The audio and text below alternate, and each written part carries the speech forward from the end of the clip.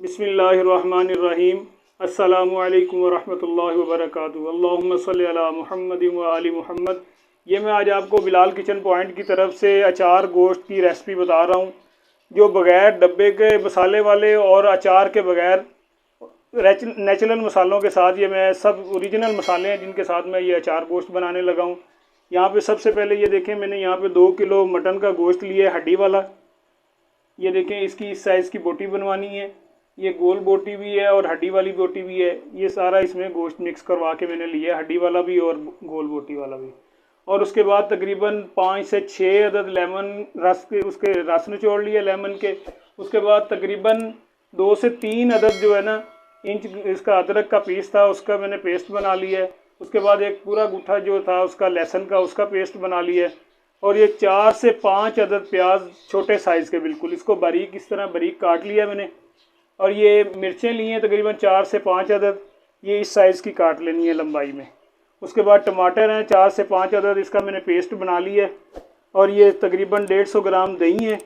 और इसमें मसाले ये देख लें, मसाले लाल मिर्च है 1 चम्मच, 1 चम्मच हल्दी है, आधा चम्मच इसमें सौंफ है, आधा चम्मच कलवंजी है और आधा ही चम्मच इसमें अजवाइन है और 1 चम्मच नमक का है। बाकी मसाले जो आप हस्बे ज़रूरत खाते हैं वो इस्तेमाल कर सकते हैं, ज़्यादा डाल लें कम डाल लें वो आपकी मर्ज़ी की बात है।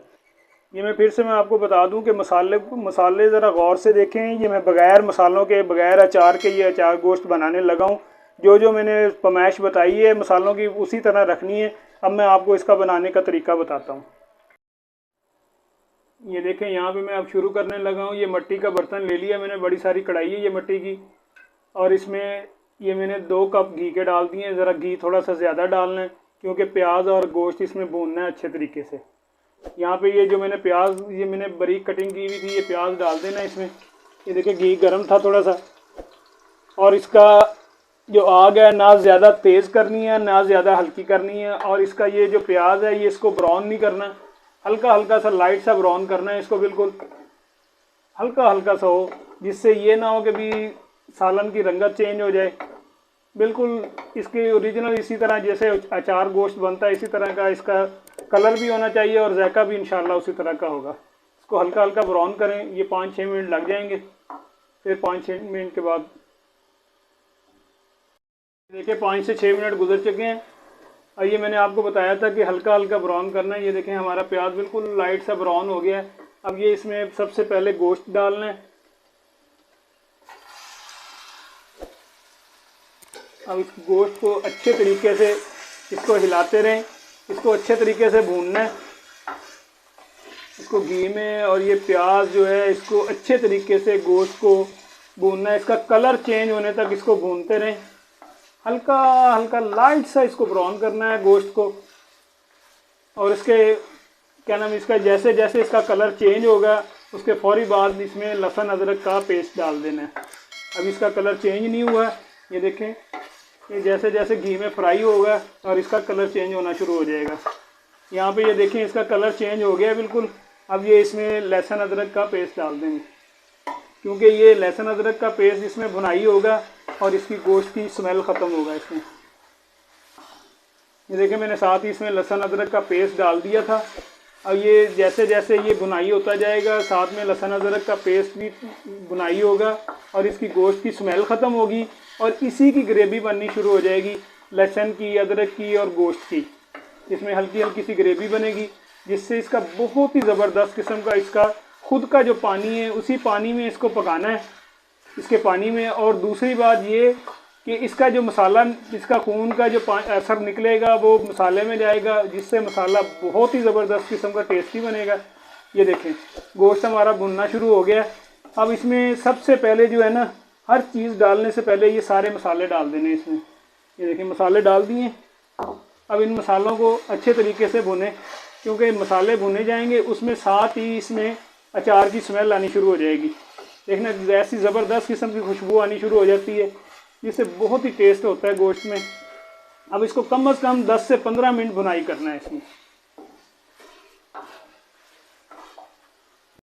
देखें 10 से 15 मिनट गुजर चुके हैं। हमारे गोश्त का कलर देखें कैसा ज़बरदस्त किस्म का कलर हो गया है। फिर मैं आपको बता दूं कि इसमें अचार नहीं डालना और ना अचार वाला कोई पैकेट डालना। मसाले जो बाज़ारी होते हैं वो नहीं डालने। इसमें जो हमने मसाले डालने हैं उसी में अचार का जायका आएगा और बहुत ज़बरदस्त किस्म का जायका आएगा इसमें। और ये देखें, और फिर सब मैं आपको बता रहा हूँ कि मैंने इसमें पानी भी नहीं डाला। ये हमारा अच्छे तरीके से ये देखें अब बुनाई हुआ है। इसमें साथ ही आपने ये दही डाल देनी है। ये मैंने 150 ग्राम दही ली थी और ये टमाटरों का पेस्ट जो था वो डाल देना इसमें। कुछ ये पानी इसका निकलेगा दही का और टमाटरों का पेस्ट का, उसी में गोश्त अच्छे तरीके से इसका गल जाएगा। ये देखिए इस तरीके से इसको हिलाते रहें। ये बेहतरीन किस्म का अब ये देखें मिक्स हो गया।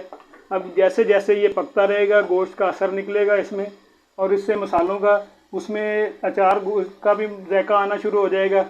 और कोई इसमें मैं फिर आपको बार बार बता रहा हूँ कि इसमें अचार नहीं डालना और ना कोई अचार का मसाला डालना है। बेहतरीन किस्म का ये अचार गोश्त तैयार हो जाएगा।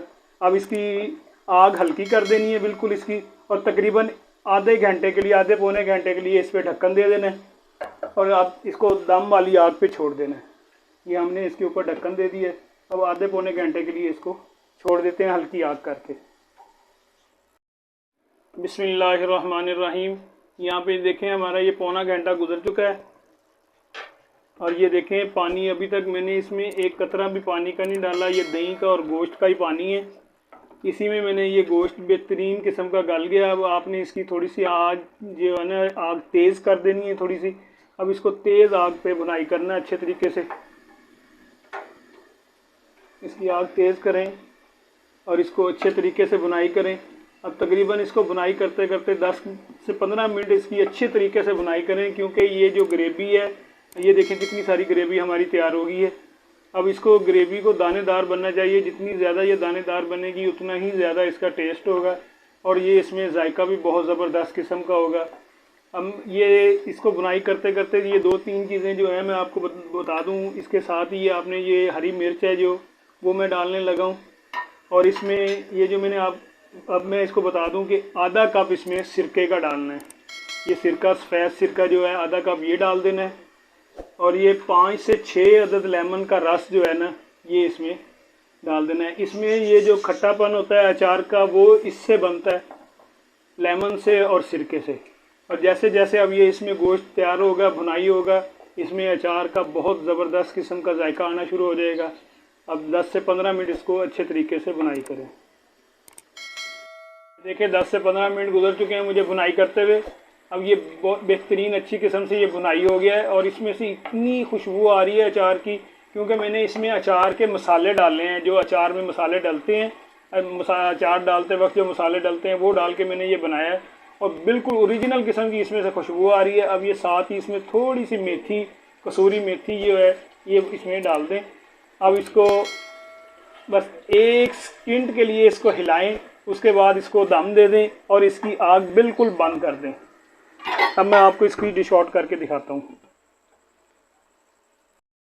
ये देखें हमारा खाना तैयार हो गया। कैसा ज़बरदस्त किस्म का इसका सुनहरी सुनहरी सा कलर है और बहुत ही ज़बरदस्त किस्म का टेस्ट है इसका, जायका बहुत ज़बरदस्त किस्म का। ये मैं आपको हमेशा खाना जो है सालन अपनी फिंगर से चेक किया करें, उंगली से, क्योंकि इससे बड़ा मज़ा, इससे पता चलता है कि नमक और मिर्च कैसी है। इसमें चम्मच से ना चेक किया करें। ये बहुत ही ज़बरदस्त किस्म का जायका बना है, टेस्ट भी बहुत अच्छा है। मेरे चैनल को सब्सक्राइब किया करें और लाइक किया करें, और ख़ास तौर पे मेरे खाने को बनाने के बाद मुझे कमेंट्स ज़रूर किया करें कि कैसा मेरा खाना बना था और कैसा जायका लगा आपको। अल्लाह हाफिज़, फ़ी अमान अल्लाह। दोबारा फिर अगली रेसिपी में मुलाकात करेंगे।